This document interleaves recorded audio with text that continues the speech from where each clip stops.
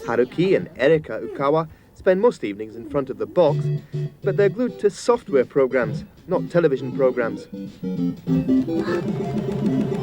They're made by a company called Nintendo, and the small computers which run them, they're called the Famicom, are well on the way to becoming as much a part of family life as a video recorder or a fridge. Welcome folks, I'm Livid. The Switch 2 has just had its own dedicated Nintendo Direct that I would like to talk about today. The Switch 2 is the follow-up to the original Switch back in 2017. That thing sold like hotcakes, and I have a couple myself. It was pretty underpowered, even in 2017, compared to the PS4 and the Xbox One. But boy, did it have a great form factor where you could just pick it up and play wherever you wanted, and then you could put it on the dock to play on the big screen. Games like Breath of the Wild, Tears of the Kingdom, Animal Crossing New Horizons, Super Smash Bros. Ultimate, Mario Kart 8 Deluxe, Super Mario Odyssey, all on the go. A console like that for $300. Although underpowered, at that price point, it seemed like a value play. That's why when the Switch 2 was revealed, I was excited, and I'm sure the price would... Oh, $450. Oh, okay. But wait, I'm sure we're getting just as much value this time as last time. The console's bigger. The screen is bigger. It's got magnetic Joy-Cons. It supports HDR. It's got a charger on the top of the console. It's even got an optional camera. Come on, gang, that sounds good, right? Honestly, between inflation and how global markets have been with getting resources for electronics, that doesn't sound super crazy. But my issues start when you finally get this thing home. The secret of Nintendo's extraordinary success is in this room. No camera has ever been allowed in before, and great care was taken to hide all the new software. Alright, so we've got a big, beefy new Switch 2. Let's play some games. For $80? I mean, alright, that's definitely more than what I'm used to. And people have been sharing that back in the 90s, prices were around these prices, which means they were more like $120 back then. So I don't know, maybe it's fine. But I remember just a few years ago when these companies were talking about how the switch to all digital would lead to cheaper game prices because they wouldn't need to manufacture the box and the cartridge and CDs. But I guess that's not going to happen anymore? Okay. At least they're still sticking with the physical cartridges so I can actually have my games in my hand and they aren't going anywhere. Wait, the cartridges don't have the games on them, but just a confirmation key. And that key will need to interact with the Switch Online to get the actual full game. That doesn't make any sense. If you inevitably have to interact with the internet in order to play the game, then why do all of this? Is it for people like me who will actually feel like they own the game or something? And that they can play whenever they want, even years from now? It feels like a big smoke and mirrors way to get older gamers like me to feel like everything's normal. When in practice, it's a glorified key code that could be on a checkout aisle card. And what happens 10 years from now, when the new Nintendo Game Sphere comes out and they decide to use a new marketplace that is totally different from the last one, and that new marketplace can't possibly honor any of your previous purchases because it's a new marketplace. I mean, come on, you can't buy a game digitally on an earlier console and expect it to be able to use it on this console. I mean, come on. But we're sure as hell to sell that same digital game on this new marketplace or make it available through an online subscription. And if you have no idea what I'm talking about, Nintendo already did this with the Wii, Wii U, and 3DS marketplace. None of your online digital purchases from those consoles were carried over into the current era, although some games on those consoles would later be available on the next ones. Then Nintendo cut online services to all of those consoles. Once Nintendo cut the servers to those consoles, if you didn't already download your games, that was it, forever. Mark my words. People buying these key cartridges are going to be up in arms 10 years from now when the Nintendo Game Sphere comes out and they simply say there's a new marketplace that doesn't support your cute little key cartridges. And then they'll cut service to the Switch 2 and you won't even be able to download your games from those key cartridges. They are absolutely useless. The company's showing that, in one area of software at least, the Japanese aren't just successful, they can wipe the floor with their rivals.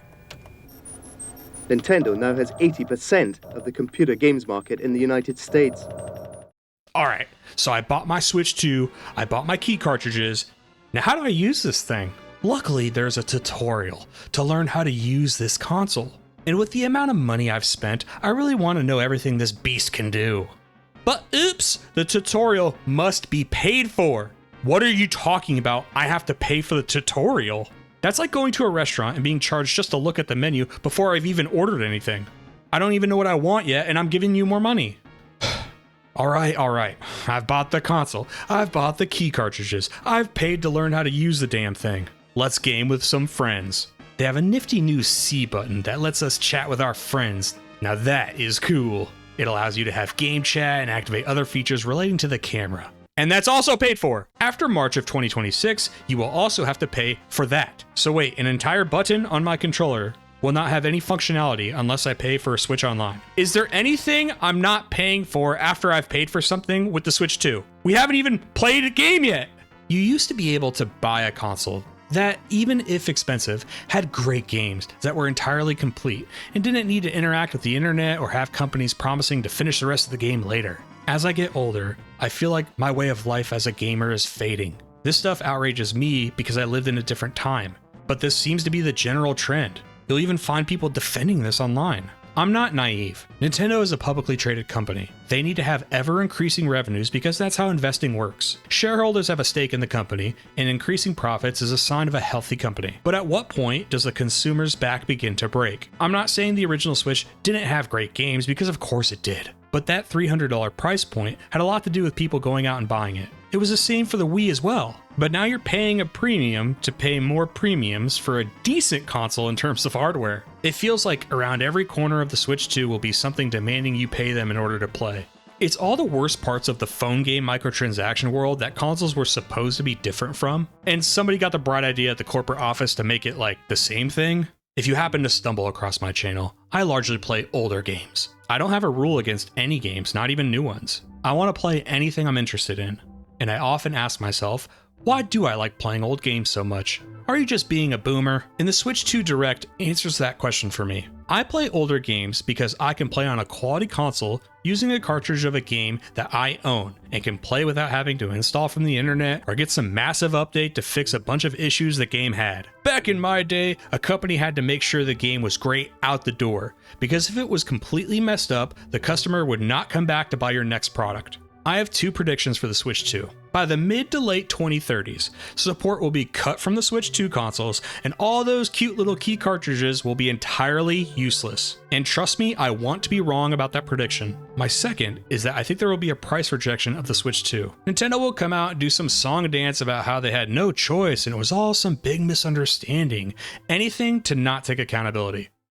These companies are like they're a person standing on a railroad track and a big train bearing down them, doing everything you can to warn them, and yet they refuse to listen, and the train's getting nearer and nearer. All of this reminds me of something that happened over a decade ago. The last time I saw something like this was back in 2013, during the presser for the Xbox One. Although Microsoft had been third place to Nintendo and then Sony, I was an Xbox 360 user myself, and I really enjoyed that era of games. I was excited about the new Xbox. And then this presentation happened. We learned that basically anything you did on the Xbox One would be paid.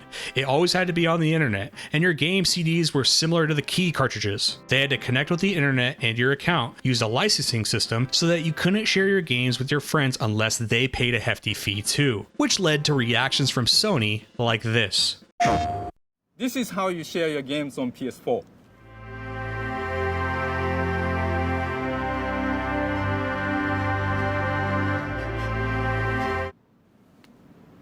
Thanks. PlayStation. The reason why the response from Sony was such a slam was because this was a comical event. It was hilarious to the general public that Microsoft thought this was a good idea. This presentation was so widely rejected by fans like me, who ended up pre-ordering a PS4 because of this, by the way, that Microsoft fired the president of Xbox, Don Matrick, and he moved to Zynga Games, a mobile game company that fits his expertise more appropriately. Don Matrick left Zynga barely 2 years later, but Big Don always said that he felt he was just too early. Was he right?